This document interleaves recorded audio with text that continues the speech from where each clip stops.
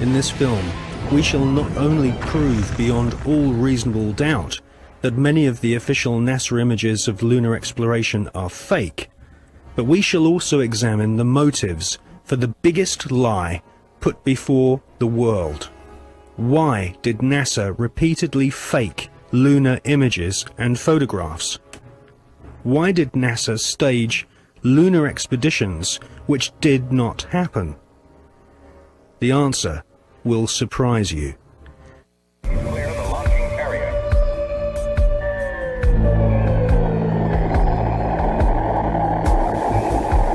NASA spent gigantic sums of money during the 1960s, but most of it was spent on the ground, not in space.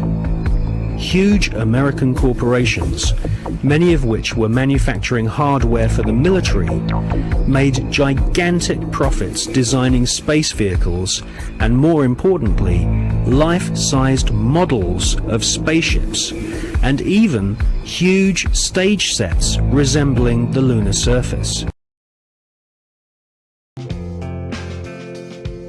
Space may be the final frontier, but it's made in a Hollywood basement. In Cobain, can you hear the spheres singing songs off station to station? And Alderon's not far away, it's Californication.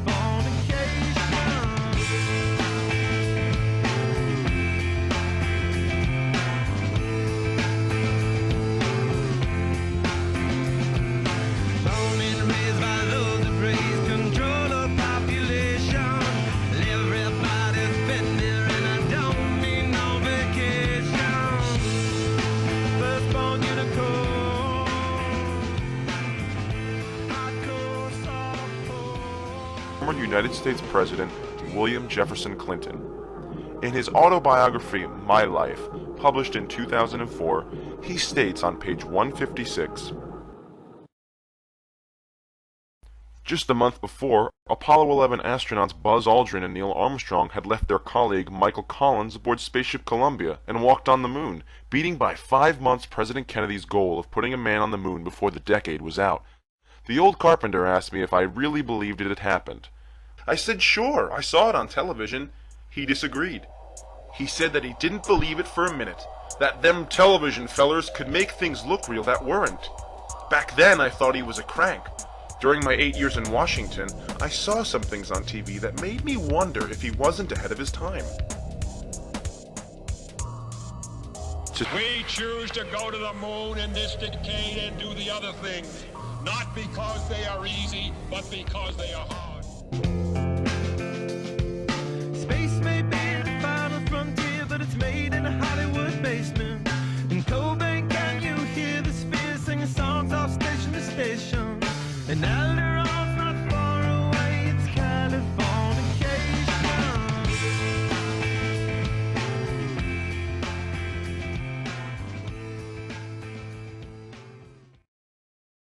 I'd go to the moon in a nanosecond. The problem is we don't have the technology to do that anymore. We used to, but we destroyed that technology, and it's a painful process to build it back again.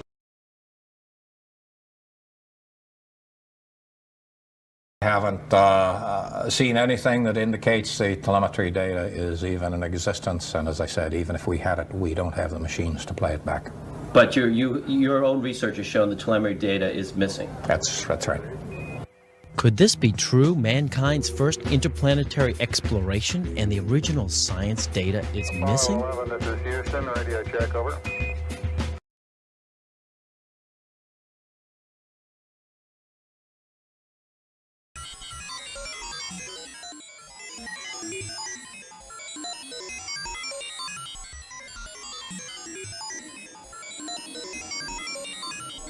Normally, the space shuttle orbits at an altitude of approximately 200 miles from the Earth, the same orbit altitude of the International Space Station. Now, you might be asking, why exactly is this maximum distance from Earth relevant to our discussion? Well, let's put it this way. The Moon is 240,000 miles away from the Earth. The diameter of the Earth is 8,000 miles. This puts the Moon at about 30 Earth diameters away. In relation to the space shuttle's orbit on this scale, it has never traveled more than 1/2 of 1 inch away from the Earth's surface.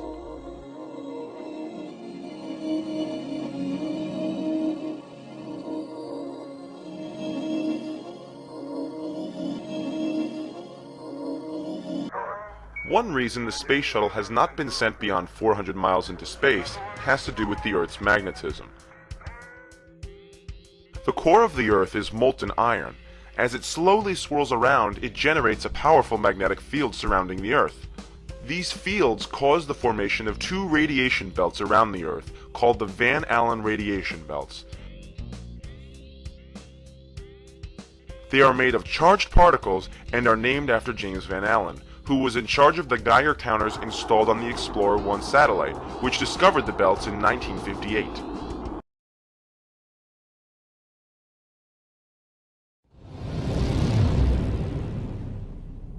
We are headed 3,600 miles above Earth, 15 times higher from the planet than the International Space Station. As we get further away from Earth, we'll pass through the Van Allen belts, an area of dangerous radiation.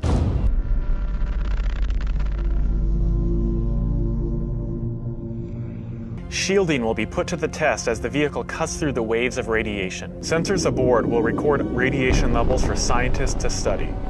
We must solve these challenges before we send people through this region of space. We must solve these challenges before we send people through this region of space.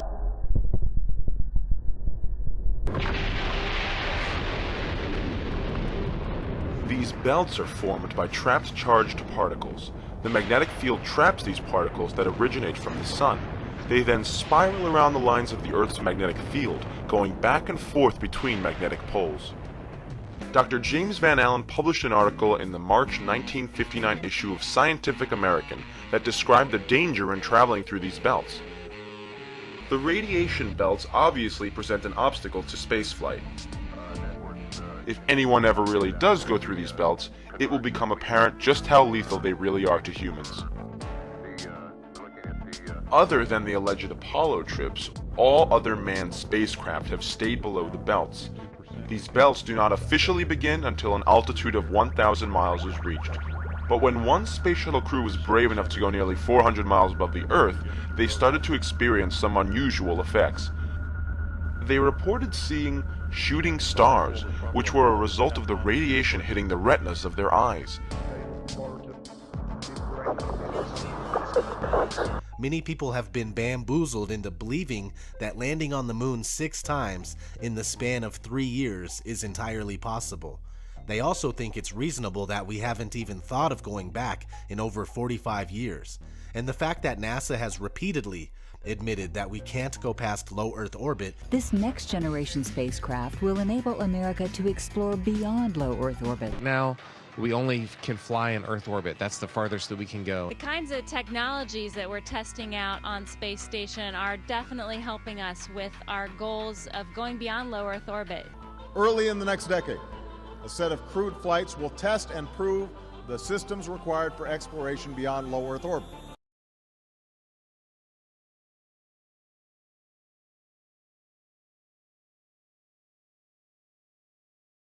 By the way, there's a small problem with going to the moon, and inch by inch NASA is leaking out that they know that there's a problem there. It's called the Van Allen belts, high radiation belts of charged particles around Earth, and we don't know how to get through them, they say. Well, isn't that interesting, because there sure didn't seem to be a problem back in 1969. How do we get through the Van Allen belts? They have all their top scientists working on it. It's a tremendous problem because we do not have any kind of a spacecraft that we can send up that doesn't have metal in it. And when these charged particles hit metal, they produce X-rays. Nothing you can do to get around that. So anybody sitting around something metal in outer space in the Van Allen belts is going to be French fried. And so that whole thing was a giant hoax. And you have second and third tier scientists in the United States who are running around saying, oh, yes, we did, yes, we did. But the very top level people what I call the Tier 1 scientists, the black op mill scientists, know for a fact we didn't go. And it's a real problem. They don't know how to get through there. And if I'd have landed 20 feet behind where I landed, we'd have landed right smack in that crater. When interviewed, Alan Bean of Apollo 12 initially stated that he had not gone through the belts and did not observe any effects caused by them. Any ill effects from the Van Allen radiation belts? No, now I'm not sure we went far enough out to encounter the Van Allen radiation belt. Maybe we did. When it was pointed out that the flight pattern took him through the belts, he changed his story. The belts are 1,000 miles to 25,000 miles above the Earth. Then we went right out through them. No effects on your cells? Didn't even know it. I don't think anybody, well, maybe somebody said you went through the radiation belt, but we didn't feel it inside, and we didn't get any, added radiation. Some scientists argue that the trip through the belts was so brief, that is only a few hours, that the radiation would not have had a negative effect on the astronauts. But the question remains, if these belts are not dangerous, why in the last 30 years has absolutely no country put even a monkey past these belts? The standard excuse is that no one has wanted to spend the money to do so. But to write off every advanced country in the world as too stingy and incompetent in over a third of a century to explore further than 400 miles from Earth really is a bit too much to fathom. It is more likely that we simply do not have the technology to go further at this time.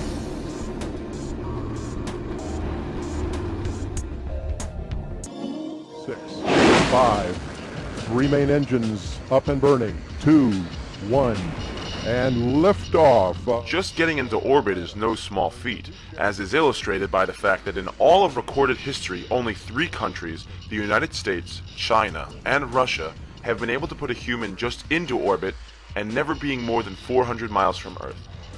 The explanation for this has always been that, except for these 3 countries, every other country in the world has been too cheap and lazy to venture into just Earth orbit. In reality, the reason has to do with the difficulty in accomplishing this. This most of all drives home the point that NASA's claim of sending men on a 240,000-mile trip in 1969, some 600 times further than they can send men today, is just not plausible. Try to imagine the flight pattern of the Apollo moon missions. NASA says that 3 astronauts took off in a multi-stage rocket, and then 3 days later were in lunar orbit some 60 miles above the moon's surface, going about 4,000 miles per hour, or a little over Mach 6.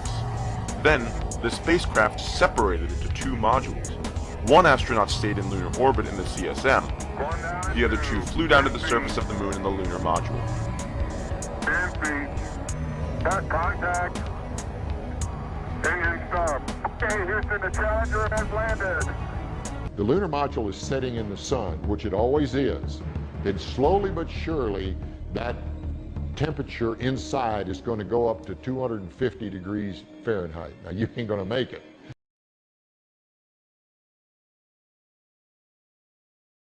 Because you're going to cook long before that. What powered the air conditioning? What powered the air batteries? You had a number of big batteries in the lunar module. They powered pumps. They powered the air conditioning, they powered the communication system, and that's the reason we were only able to stay on the moon 33 hours. Later on, we got a little better batteries, more batteries, and we could stay longer. Now let's examine some problems with the astronauts' time on the moon's surface. In the sunlit areas, the temperature on the surface of the moon is 250 degrees Fahrenheit. If the sunlight struck the astronauts' suits or the surface of the moon, they would heat up very quickly. Considering that they always landed on the daylight side of the moon, the energy from the sun would be radiated directly at them, and additionally, the heat would be collected and radiated by the moon itself. Put simply, the astronauts had no energy source that would have enabled them to reject the sun's intense heat. The moon has no atmosphere, it has a vacuum. Conduction and convection could not practically be used for cooling. The heat would have had to have been radiated away. I know, Bob. I know. They carried no energy source potent enough to re-radiate this heat away. What powered the air conditioning? What powered the air batteries? You had a number of big batteries in the lunar module. Alan Bean's explanation of using batteries is not convincing. After allegedly spending 3 days on the surface, the 2 astronauts blasted off, went up 69 miles, somehow docked with the command module traveling at a speed of over 4,000 miles per hour, and then they all flew back to Earth for a round trip of 480,000 miles. Doesn't this seem a bit beyond 1969 technology?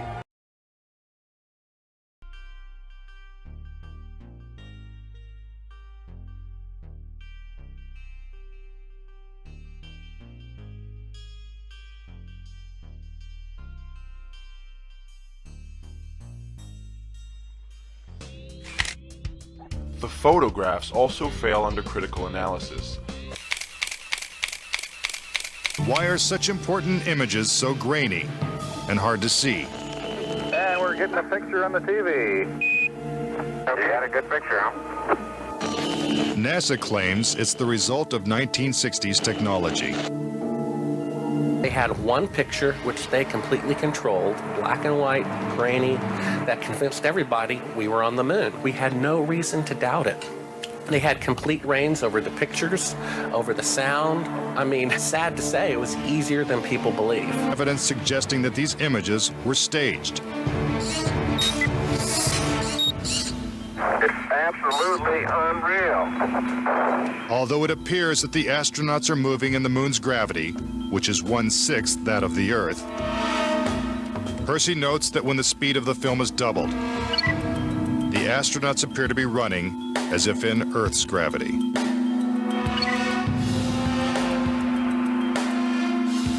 Also, when the footage of the lunar rover is doubled in speed, it looks as if it's driving here on Earth.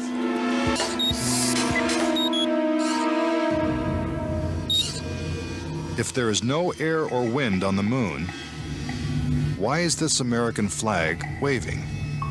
The fact that the flag flaps on the moon where there's no atmosphere means that there must have been a little blast of wind out in Area 51 where they shot this.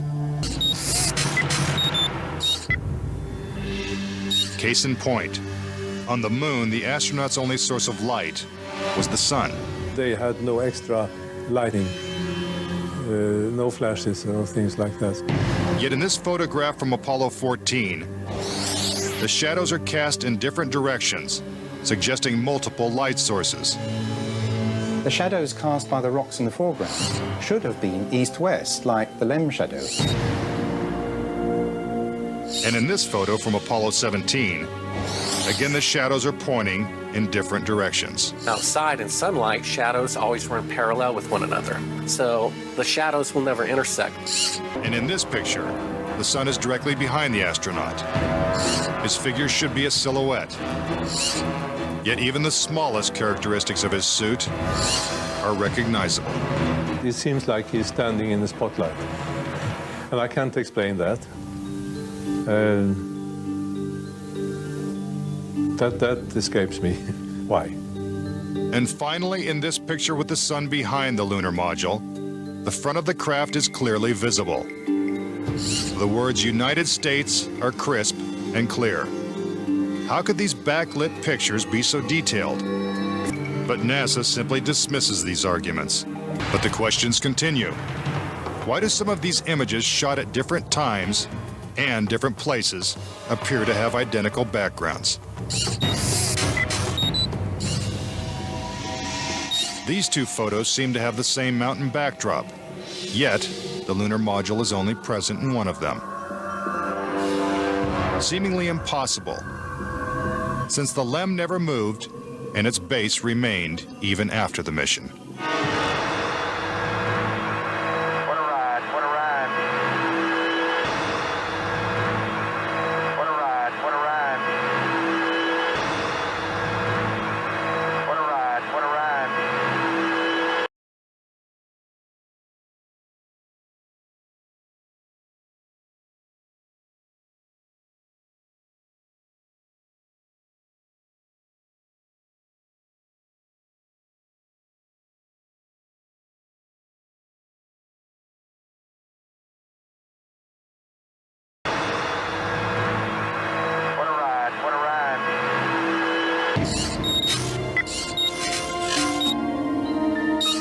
For reference, crosshairs were permanently etched into the lunar cameras, so they would have to appear on top of every image.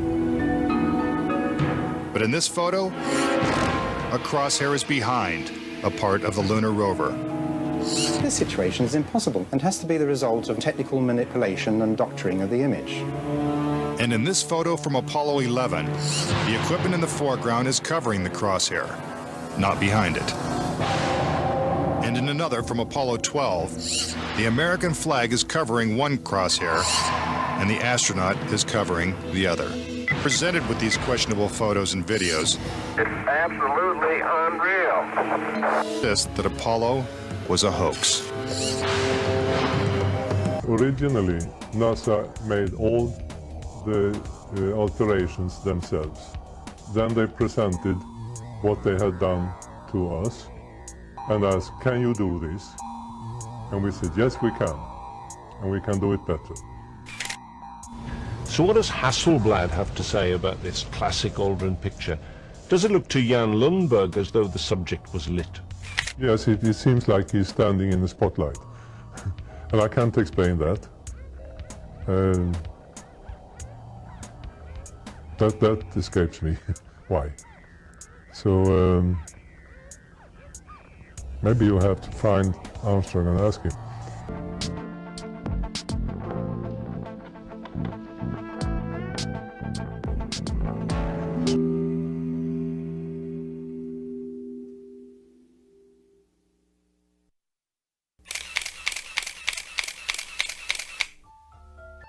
These very photographs are the same ones circulated year after year on anniversary commemorations. It is estimated that in just the first 60 minutes on the moon, motivated by the tenuous nature of the circumstances, many more exposures could have been expediently taken. Also surprising is the scarcity of photographs of the mission's chief pioneer, Neil Armstrong. The greatest achievement in human history, and of the man whose first step echoed around the world, dawning a new age of scientific enlightenment, there is only one full-body picture of him on the moon, besides this ghostly reflection. This one, taken by an automatic camera mounted on the side of the lunar module. Perhaps he feared liability should the whole conundrum later become unraveled. Perhaps he has forgotten that he attested to the authenticity of the event with his signature on this plaque engraved by the federal government. In fact, in the more than 30 years since the event, aside from NASA's initial press conference and the occasional brief anniversary remarks where few questions were permitted, he has never given one on-camera interview to anyone because he doesn't want to lie anymore. Someone apparently forgot to create a burn crater underneath the lunar module's 10,000-pound thrust engine, despite the fact that during ground tests there was a real concern for the vehicle falling into the hole the engine created as it descended. Here is a depiction based on the latest specifications and scientific data. In these enlargements, it looks as though the lunar module was simply placed there. Not even one speck of moon dust on the landing pod. As a result, all subsequent flights had to have the same discrepancy, which was explained away by the effect of no atmosphere. And what about stars? On the moon, with no atmosphere, they must have been quite a sight to behold. Yet there is seldom any mention of them, if ever, by any of the astronauts on any of the missions. Undoubtedly, creating a mural with all the constellations properly placed in the sky would have been virtually impossible to create accurately, much less realistically. A competent amateur astronomer would have been able to call attention to the slightest error in measurement. The answer? Not to talk about the stars. Ever. In their post-flight press conference, it was the only question to which Neil Armstrong responded with an absence of memory. When you looked up at the sky, could you actually see the stars and the solar corona in spite of the glare? We were never able to see stars from the lunar surface or on the daylight side of the moon by eye without looking through the optics. I don't recall during the period of time that we were photographing the solar corona what stars we could see. I don't remember seeing any. Years later, though, Michael Collins would remember seeing the elusive stars and wrote about them in Expeditions to the Moon. It seems his memory improved the older he got. Why don't stars appear in any of the photographs? Simply because the proper, mostly closed exposure setting for the camera's iris, set that way to compensate for the bright sunlight on the moon's surface, completely diminished the faintness of relatively distant specks of diminutive light. This answer is true. It does not, however, explain why they never took any pictures of the stars by themselves, with an exposure setting perfect for them. While they took 3 automobiles to the moon, they never took a photographic telescope. Had they done so, they would have been able to see farther into the universe than had ever before been realized. If they had taken a telescope and were not actually on the moon, they would have had to concoct undiscovered galaxies that might one day prove to be non-existent. The cost of the 3 moon rovers in 21st century currency? Nearly $60 million each, though they had fewer parts than a Jeep. Where was all this money going? Then there's the flag, blowing in the wind, at least twice, on the atmosphereless moon. We can only guess that most of the missions were staged inside for fear of possible aerial or satellite reconnaissance from an unfriendly nation. The backpacks, designed for 1/6 gravity, must have had the cooling systems removed to allow for movement without falling over. With very near and hot studio lighting, that left one hot astronaut inside. Assuming that it was the astronauts inside, after all, their faces were always covered. The necessary mammoth amounts of air conditioning were probably responsible for the air current. Here the editor cuts to a still shot of the flag, just as the effect becomes noticeable. Here it is unchecked. This rare clip, attained decades ago, was never re-released with the inevitable increase in experience and scrutiny. To demonstrate 1/6 gravity, a bouncy, floaty feel to the astronauts' movements would be similarly achieved with relative simplicity. Slow motion. You are viewing the scenes as they aired more than 30 years ago. Now let's look at them with the speed doubled. It becomes discernible that they are, in fact, in Earth's gravity, and are no more leaving the ground than they would on Earth.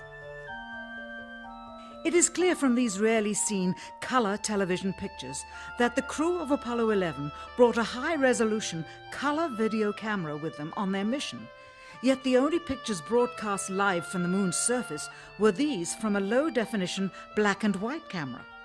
In fact, the networks complained because in addition to this, they were forced to shoot the images, second generation, off of a projection TV of the technology of 30 years ago, and were not even allowed to take a direct feed, which further degraded the quality and clarity of the images. Perhaps this was precisely what NASA and the federal government had in mind. After all, it was a first, regardless of where they were. Better to open up their debut mission with fuzzy pictures and numerous blackouts, rather than show too much revealing detail of a false scene that was yet unproven. And finally, the element that seals their fate. Of all the footage of Apollo 11 requested from NASA over a 5-year period, one gem was discovered just before the completion of this documentary. An old reel received by mistake.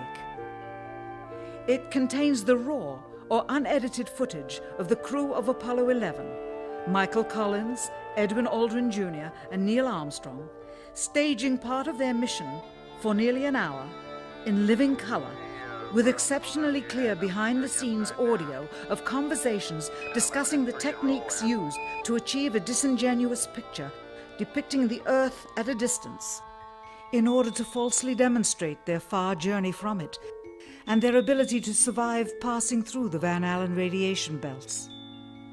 It cannot be misconstrued that this staging was done for some other reason prior to the mission, for the reel itself is slated and dated July 18th, 19th, and 20th, 1969, the very days of the mission when they were said to be approaching and achieving lunar orbit.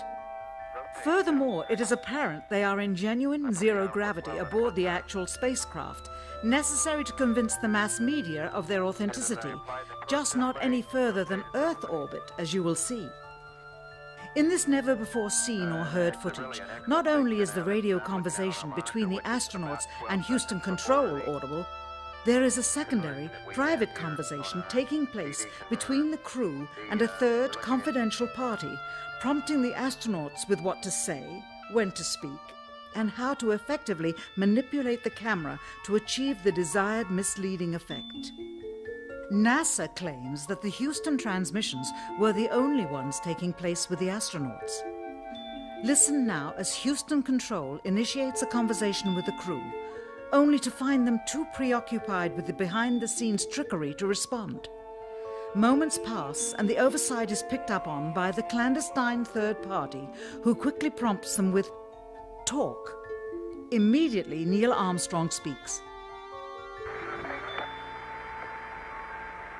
Hello, Apollo 11. Houston, Goldstone says that the TV looks great. Over.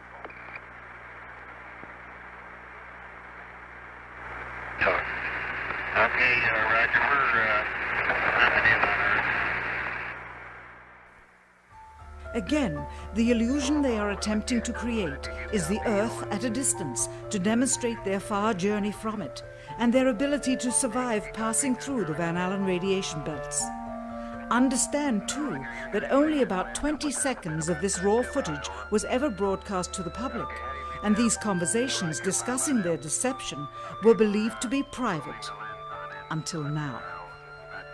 Here they discuss that these television transmissions were in fact not broadcast live as everyone believed. They were first screened and edited for playback later. Roger, Neil. We just wanted a narrative such that we can, when we get to playback, we can sort of correlate what we were seeing. Thank you very much.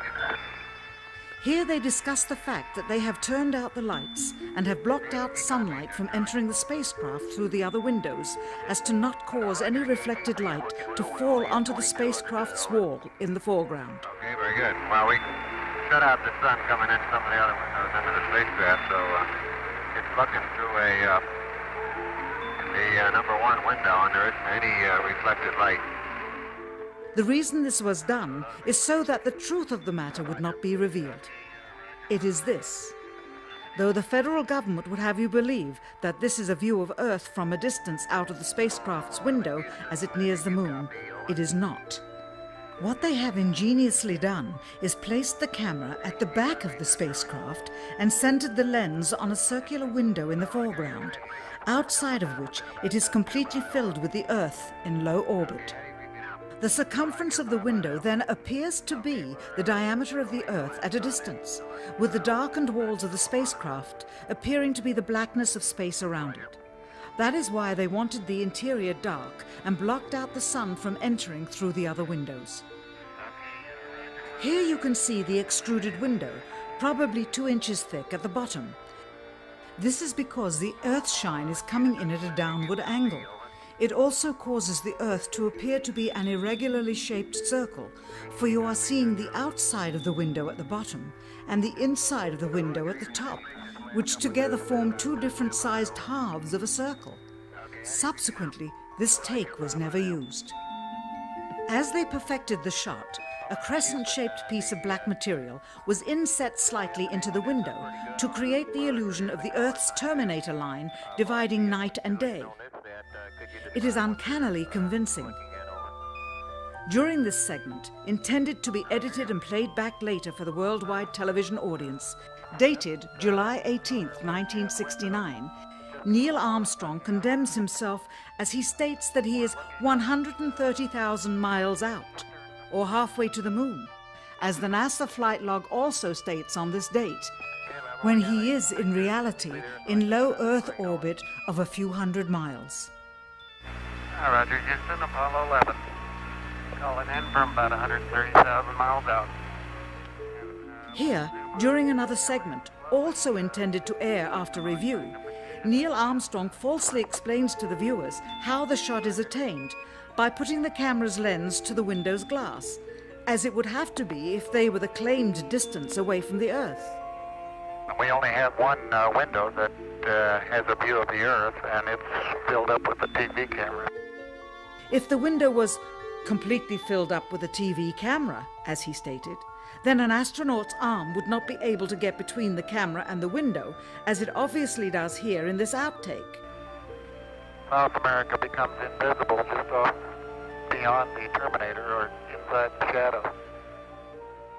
You can also notice how the astronaut operating the camera reacted to the mistake by attempting to pan away from it. See white bands of major cloud formations across the Earth. This is a segment that they believed wasn't even being recorded, much less suitable for broadcast, for the lens was being zoomed out and the scene was being changed to that of an interior of the astronauts at work, and apparently the stop button popped back up on the recorder without notice. Here is the diffused work light that they used to see camera controls, but not throw light onto the spacecraft's wall. Here they remove part of the crescent insert.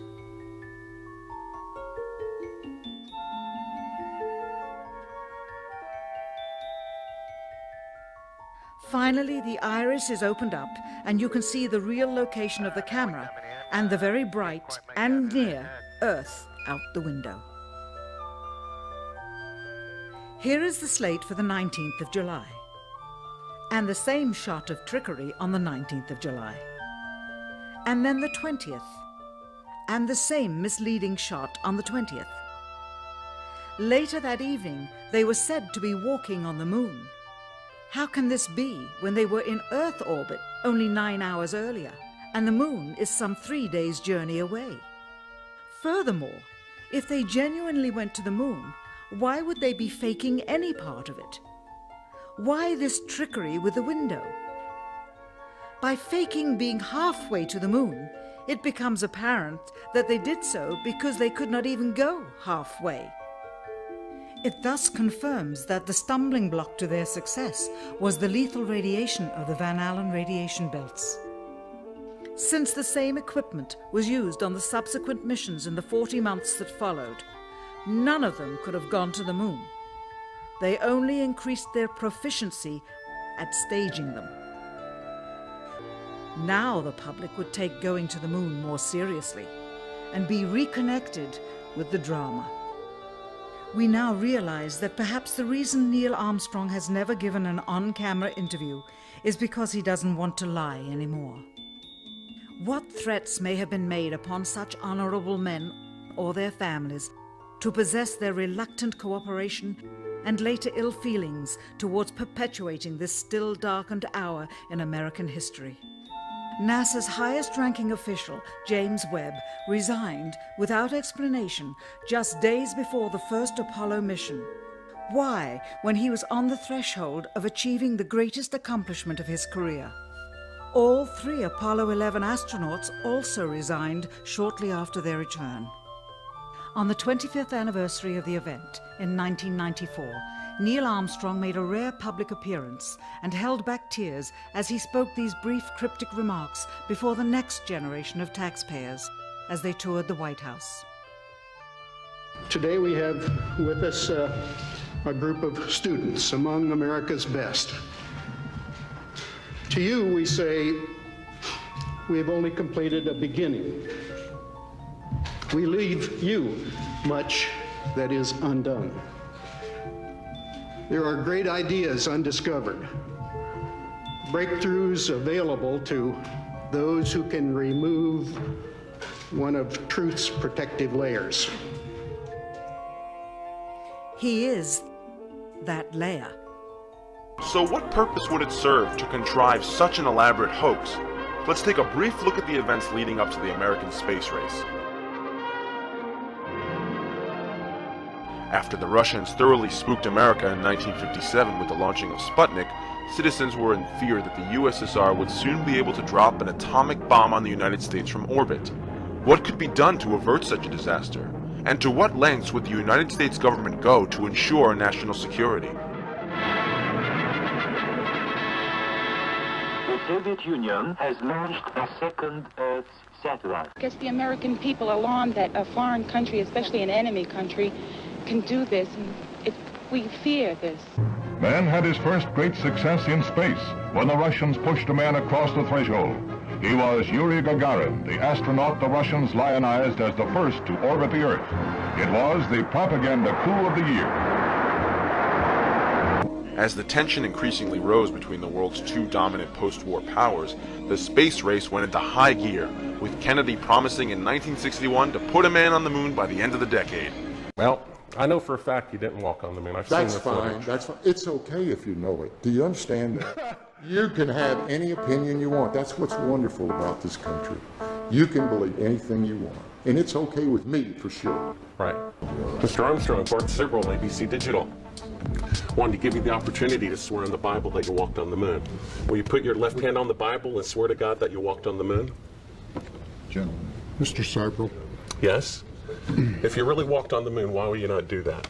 So why don't you just put the end to the record in the argument and put your hand on the Bible, swear to God you walked on the moon.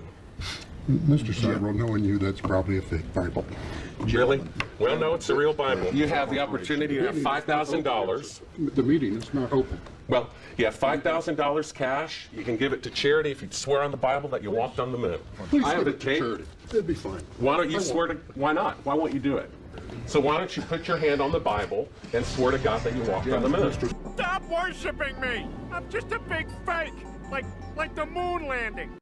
Wilbur Wright once noted that the only bird that could talk was the parrot, and he didn't fly very well. Turn this place into a karaoke bar. Oh man, that's the best idea since they faked the moon landing. Okay, cut.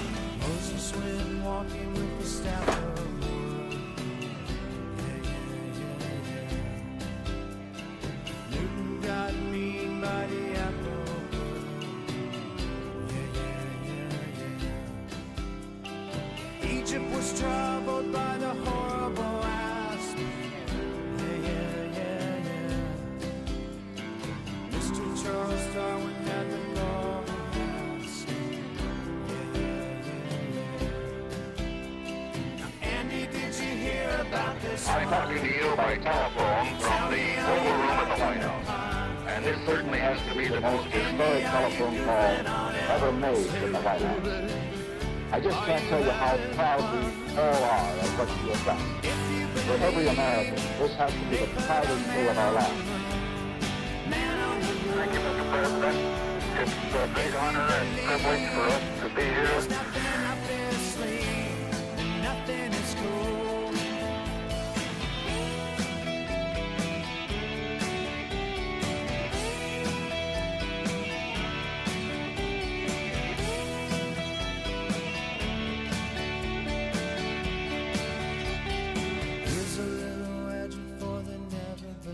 The funny thing about the moon landing thing is, when I first started saying this stuff like 5 or 10 years ago, hardly anyone, almost everyone thought I was crazy. Like, they would get mad at me.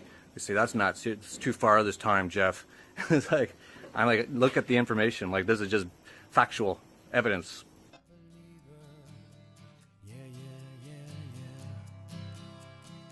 Here's a little ghost for the offering. Here's a truck stop instead of St. Peter's. Instead of St. Peter's. Mr. Andy Kaufman's gone wrestling. People go, yeah, okay. They obviously faked the moon landing videos. Because, you know, you can't have two shadows going different directions. You can't have the flag waving in the wind. You know, there's just like so many things that you can just look up so easy. So a lot of people will say that to me now. They'll go, yeah, it's clear they obviously faked the videos. And then they'll go, but they went. It's like, why would they fake the videos but still go anyway? Oh, and just, what? Like, no, they just didn't go, man. They didn't go. Think about it. Just use your brain. I know it's hard. The one secret no one ever suspected is that I really did stage the moon landing. On Venus. I think you guys are overreacting. There's no way the government will park a car right outside my house. It's formidable. Anything you think the government's not doing, they are doing. The only thing they didn't do is land the man on the moon. No. Spielberg shot the entire thing on a Hollywood movie set. It's an honor for me to be working in this studio. This is the very sound stage where we faked the moon landing. And the JFK assassination. Oh, no, I'm sorry. This is where we planned the JFK assassination. Just try to use your head for a few seconds. Think about it. It didn't go, man. Not a fucking chance.